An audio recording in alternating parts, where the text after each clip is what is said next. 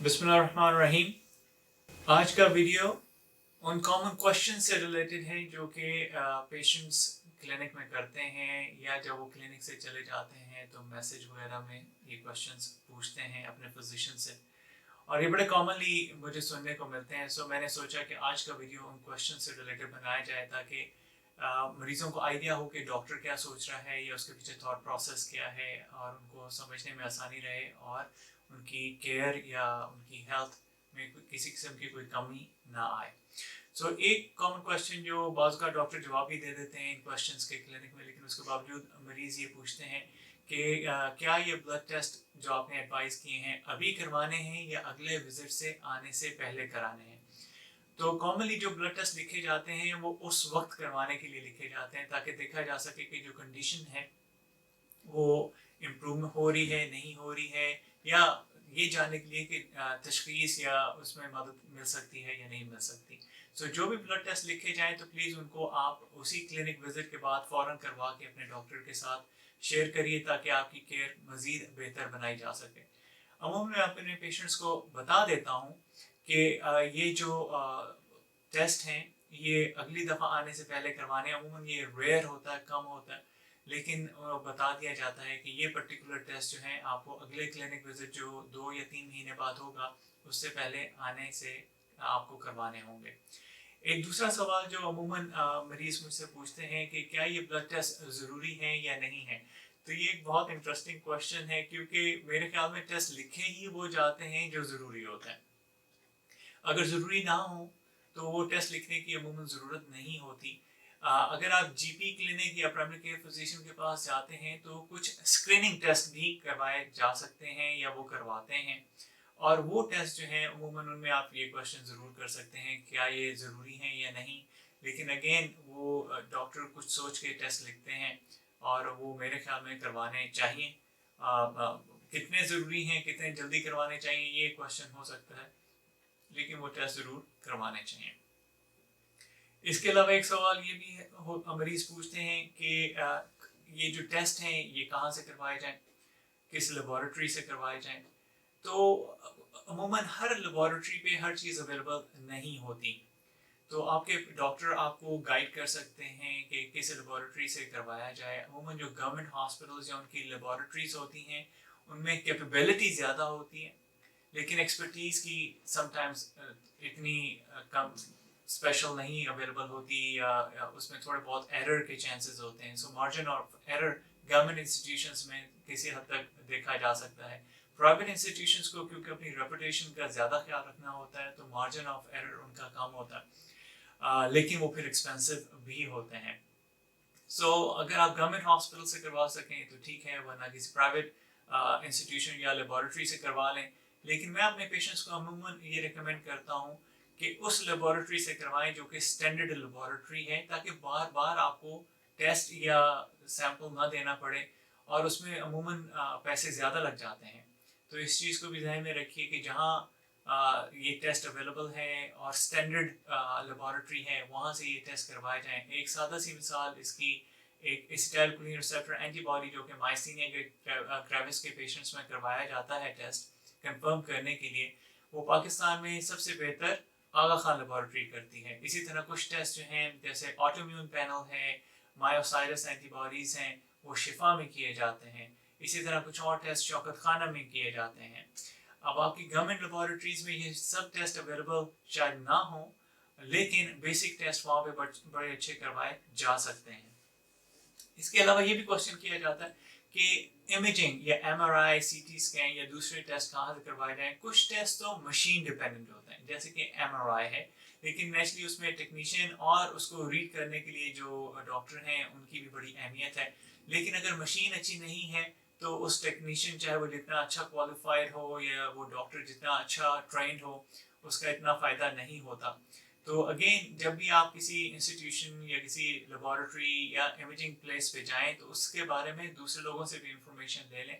आपके डॉक्टर भी इस बारे में गाइड कर सकते हैं, लेकिन कोशिश करें कि आप खुद भी ये इंफॉर्मेशन लेके जाएं, क्योंकि समटाइम्स सर्टेन लेवल बायस हो सकता है। تو اس باعث سے بچنے کے لیے ضروری ہے کہ آپ اس لیبارٹری یا اس امیجنگ کی جگہ سے ریلیٹڈ انفارمیشن لے کے جائیں تاکہ آپ کو زیادہ پیسے خرچنے نہ پڑیں، اور اگر آپ پیسے خرچتے ہیں تو اس کے مطابق آپ کے ٹیسٹ بھی ہو جائیں۔ جو بھی لیبارٹری یا امیجنگ پلیس چوز کریں وہ اسٹینڈرڈ ہونی چاہیے، کیونکہ اس پہ بیس کرتے ہوئے آپ کے ڈاکٹر نے آپ کے جو دوائی ایڈوائز کرنی ہے، آپ کی تشخیص کرنی ہے، اور اگر ٹیسٹ اسٹینڈرڈ لیبارٹری سے نہیں ہوا، امیجنگ جس طرح ریکوائرڈ ہے ویسے نہیں ہوئی تو تشخیص کرنے میں مشکل آ سکتی ہے، اور ڈیلے کی وجہ سے آپ کی کیئر بھی ڈیلیڈ ہو سکتی ہے اور اس میں کمی بھی آ سکتی ہے۔ ایک اور بڑا کامن کوشچن مجھ سے پیشنٹس پوچھتے ہیں جب سے میں پاکستان آیا ہوں کہ مجھے کوئی طاقت کی دوائی لکھتے ہیں۔ اب طاقت کی دوائی ایز سچ کوئی ایسی دوائی میرے میں تو نہیں ہے۔ کچھ پیشنٹس کہتے ہیں آپ ہمیں ملٹی وائٹامنس لکھتے ہیں، ان کو نیوٹراسیوٹیکلس بولتے ہیں اور پوری دنیا میں بہت زیادہ استعمال کیے جاتے ہیں۔ تو ایز اے ڈاکٹر میری کوشش ہوتی ہے کہ پہلے میں ٹیسٹ کر کے کنفرم کر لوں کہ واقعی اس وائٹامنس کی ضرورت بھی ہے یا نہیں ہے۔ وائٹامن B12 یا وائٹامن ڈی اگر آپ کے لو ہیں تو ضرور استعمال کریں، اگر لو نہیں ہیں تو خواہ میں استعمال نہیں کریں۔ سملرلی خواتین میں خاص طور پہ 50 سال کی عمر کے بعد کیلشیم اینڈ وائٹامن ڈی استعمال کرنا چاہیے، باقی مرد حضرات کو بھی استعمال کرنا چاہیے 50 ایئرس کی ایج کے بعد، لیکن اس سے پہلے یا بہت زیادہ استعمال کرنے کی وجہ سے دوسرے مسائل بھی پیش آ سکتے ہیں۔ اسی طرح کوئی طاقت کی ڈرپ نہیں ہوتی، کوئی طاقت کی دوائی نہیں ہوتی، پلیز اس چیز کو ذہن میں رکھیے۔ اور اس چیز کو لے کے پیشنٹس بہت سارے نہ صرف پیسے خرچ کرتے ہیں، ڈاکٹرز کو دکھاتے ہیں جس کا الٹا نقصان ہوتا ہے اور پیسے کا ضیاع بھی ہوتا ہے۔ مجھ سے مریض عموماً یہ بھی کوشچن کرتے ہیں کہ دوائی کتنا عرصہ استعمال کرنی ہے۔ میں عموماً اپنے پرسکرپشن پہ دوائی کے آگے یہ نہیں لکھتا کہ 1 مہینے کے لیے ہے، 2 مہینے کے لیے ہے یا 3 مہینے کے لیے۔ اس میں لکھ دیتا ہوں کہ آپ یہ دوائی استعمال کریں اور مجھے 3 مہینے بعد یا 4 مہینے بعد دکھائیے۔ جب یہ لکھا جاتا تو اس کا مقصد یہی ہوتا ہے کہ 3-4 مہینے کے بعد مریض کو ری ایویلویٹ کیا جائے گا اور دیکھا جائے گا کہ ان کو مزید اس دوائی کی ضرورت ہے بھی یا نہیں ہے۔ آپ اپنے ڈاکٹر سے یہ کنفرم بھی کر سکتے ہیں، ہو سکتا ہے کچھ ڈاکٹر اپنے پرسکرپشن میں لکھ دیتے ہوں کہ یہ دوائی 1 ہفتہ یا 1 مہینہ استعمال کریں، لیکن عام طور پہ جو فزیشنز کی میڈیسن ہے وہ لمبا عرصہ استعمال کرنی پڑتی ہیں، کیونکہ بعض اوقات دوائیوں کا ایفیکٹ آنے میں ہی 4 سے 6 ہفتے لگتے ہیں، اور اس کے بعد اس کی ڈوز ایڈجسٹ ہوتی ہے۔ اور موسٹلی جو میڈیکل پرابلمس ہیں جیسے مائیگرین ہے، ڈائبٹیز ہے، ایستھما ہے، یہ دوائیاں آپ کو ساری زندگی استعمال کرنے کی ضرورت ہوگی۔ اس چیز کو ذہن میں رکھیے اور دوائیوں کو چھوڑیے نہیں ڈاکٹر سے پوچھے بغیر، اور ان کو آپ فالو ضرور کرتے رہیں تاکہ آپ کا ایک کنٹینیوٹی آف کیئر بھی رہے۔ اس کے علاوہ مریض یہ بھی پوچھتے ہیں کہ اس دوائی کو کوئی سائیڈ افیکٹ ہے، تو میرا عموماً ان کے لیے جواب یہ ہوتا ہے کہ دنیا کی کوئی میڈیسن ایسی نہیں ہے جس کا سائیڈ افیکٹ نہ ہو۔ ایون سادہ ٹیلینول، پیراسیٹامول جو ہے اس کی بھی سائیڈ افیکٹس ہیں، کوئی دوائی ایسی نہیں ہے جس کے سائیڈ افیکٹس نہ ہوں۔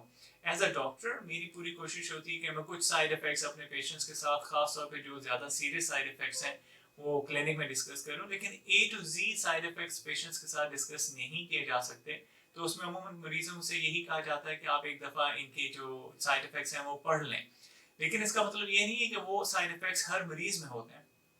وہ سائیڈ افیکٹس بہت تھوڑے سے مریضوں میں ہوتے ہیں لیکن پوٹینشلی ہو سکتے ہیں، اور مریض کو پتہ ہونا چاہیے کہ کون کون سے سائیڈ افیکٹس پاسبل ہیں اور اس کے لیے مجھے مزید کیا کرنا ہوگا۔ بعض کا تھوڑا سا ویٹ کریں تو آپ کی باڈی ایڈجسٹ ہو جاتی ہے، تو پھر وہ سائیڈ افیکٹس کم ہو جاتے ہیں۔ تو ڈیوریشن آف میڈیسن کے علاوہ سائیڈ افیکٹس آف میڈیسن کو بھی ذہن میں رکھنا چاہیے۔ اس کے علاوہ مجھ سے عموماً یہ بھی پیشنٹس پوچھتے ہیں کہ اب دوبارہ کتنے عرصے کے بعد دکھانا ہے ہمیں، تو عموماً میں پرسکرپشن کے نیچے لکھ دیتا ہوں کہ follow up after 3 months 2 months، اگر جلدی دیکھنے کی ضرورت ہو تو میں لکھ دیتا ہوں کہ 1 مہینے بعد دکھائیے۔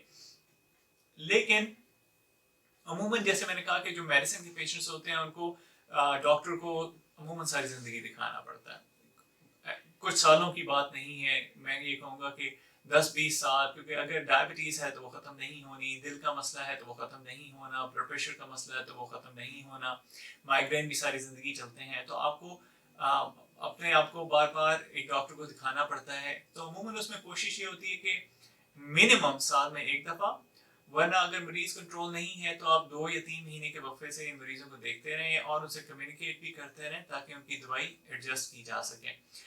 اسی کے ساتھ ایک اور کانسیپٹ بھی میں اپنے پیشنٹس کو ایجوکیٹ کرنے کی خاطر ڈسکس کرنا چاہوں گا، جس کو بولتے ہیں continuity of care. Continuity of care का मकसद या मतलब ये है कि आप एक डॉक्टर को दिखाएं तो प्लीज उस डॉक्टर को थोड़ा सा टाइम जरूर दें कि वो आपकी मेडिसिन एडजस्ट कर सकें। आपने एक डॉक्टर को दिखाया, उससे दवाई ली, अब उस दवाई से कोई साइड इफेक्ट आए, आप बेहतर नहीं हुए, आपने सोचा भाई ये डॉक्टर अच्छा नहीं है, अब मैं किसी दूसरे डॉक्टर के पास चला जाता हूँ या चली जाती हूँ। उस डॉक्टर को दिखाया, उसने फिर दोबारा से कुछ सोचा, अच्छा उससे पिछली दवाई से साइड इफेक्ट हुआ है, उसने कोई नई दवाई लिख दी, आप उसने वो दवाई इस्तेमाल की, हो सकता है कुछ फायदा हुआ, ज्यादा नहीं हुआ, आपने सोचा नहीं भी ये भी फायदा नहीं हुआ, अब एक और डॉक्टर को दिखाएं। इस सारे प्रोसेस में कंटिन्यूटी ऑफ केयर अफेक्ट होती है। सो सबसे पहले तो आप ये देखिए कि कौन सा डॉक्टर है जिसको आपको दिखाने की जरूरत है। इस सिलसिले में हमने एक वीडियो भी किया था जिसमें हमने ये डिस्कस किया था कि कौन कौन से पेशेंट्स को न्यूरो फिजिशियंस देखते हैं। इसी तरह हर सब स्पेशलिस्ट जो है वो अपने ग्रुप ऑफ पेशेंट्स या अपनी उनको बीमारियों से रिलेटेड मरीज देखता है। लेकिन सबसे पहले किसी जीपी या जनरल फिजिशियन को दिखा के ये जान लीजिए कि आपका केस किस डॉक्टर का है। उसके बाद उन डॉक्टर को दिखाइए और उस डॉक्टर को चूज करें जिसको आप बार बार दिखाते रहें, क्योंकि मैं इसको कहता हूँ कि एक लॉन्ग टर्म रिलेशनशिप है। ये एक दिन, एक महीना, एक साल की बात नहीं है। आपने अगले लंबे अरसे तक उस डॉक्टर को दिखाना है, तो उसके साथ आप एक रेपो बना के रखिए, उनसे कम्युनिकेट करिए और अपनी कंटिन्यूटी ऑफ केयर को मेंटेन करिए और डॉक्टर शॉपिंग या डॉक्टर हॉपिंग नहीं करें। एक और चीज, जो मरीजों को हम दवाई लिख देते हैं और वो जाते हैं फार्मेसी पे लेने के लिए, तो पाकिस्तान में चूंकि सिस्टम इतना अच्छा नहीं है तो वहाँ पे उनको मुख्तलिफ ब्रांड्स अवेलेबल होते हैं। बाहर के मुल्कों में ये चीज़ जो है वो फार्मासिस्ट मैनेज करते हैं और फार्मासिस्ट डिसाइड करते हैं कि कौन सा ब्रांड या कौन सी मेडिसिन पेशेंट को देनी है। पाकिस्तान में चूंकि डिफरेंट सिस्टम ऑफ केयर है, तो यहाँ पे कभी डॉक्टर लिख देते हैं और वो उसमें बायसेस भी आ जाते हैं, और अगर आप फार्मेसी जाते हैं तो वहाँ पे फार्मासिस्ट अवेलेबल नहीं होता, तो हर तरफ से मुश्किल हो जाती है। और ब्रांड्स जो हैं वो बहुत सारे ब्रांड्स ऐसे हैं जो कि इतने ऑप्टिमल या अच्छे नहीं हैं। वो कुछ महीने तो होते हैं, फिर मुख्तलिफ वजूहात की वजह से वो दवाइयाँ शॉर्ट हो जाती हैं, मार्केट में अवेलेबल नहीं होती, और जो स्टैंडर्ड दवाइयाँ हैं उस सिलसिले में भी मरीज को काफ़ी मुश्किल पेश आती है। तो प्लीज मैं अपने मरीजों को ये एजुकेट करना चाहूंगा कि इसमें डॉक्टर का कोई रोल नहीं है। सो प्लीज डॉक्टर को इंसिस्ट नहीं करें कि वो कोई ब्रांड लिखते हैं। आपको हम गाइड तो कर सकते हैं, लेकिन किसी भी ब्रांड की, किसी भी फार्मेसी की ऑथेंटिसिटी को हम कंट्रोल नहीं कर सकते, क्योंकि वो हमारी जॉब नहीं है। वो एडमिनिस्ट्रेटर्स की जॉब होती है या गवर्नमेंट की जॉब होती है, ये जो इदारे हैं गवर्नमेंट के उनकी जॉब होती है कि वो फार्मास्यूटिकल इंडस्ट्री को कंट्रोल करें, वो फार्मेसी को कंट्रोल करें। तो प्लीज़ इस चीज़ में डॉक्टर्स को बाज़ औक़ात इंसिस्ट करके बाद में पेशेंट्स कहते हैं कि वो डॉक्टर तो ये दवाई लिखते हैं, जबकि आपने फार्मूला वही है, दवाई दूसरी लिखती है। अगेन मैं अपने डॉक्टर कॉलीग्स को भी ये रिकमेंड करूँगा कि आप कोशिश करें कि हर चीज़ का बर्डन खुद पे नहीं लें और कुछ चीज़ें बाकी लोगों पे छोड़ दें, जैसे कि फार्मासिस्ट हैं या हमारी फार्मास्यूटिकल इंडस्ट्री है।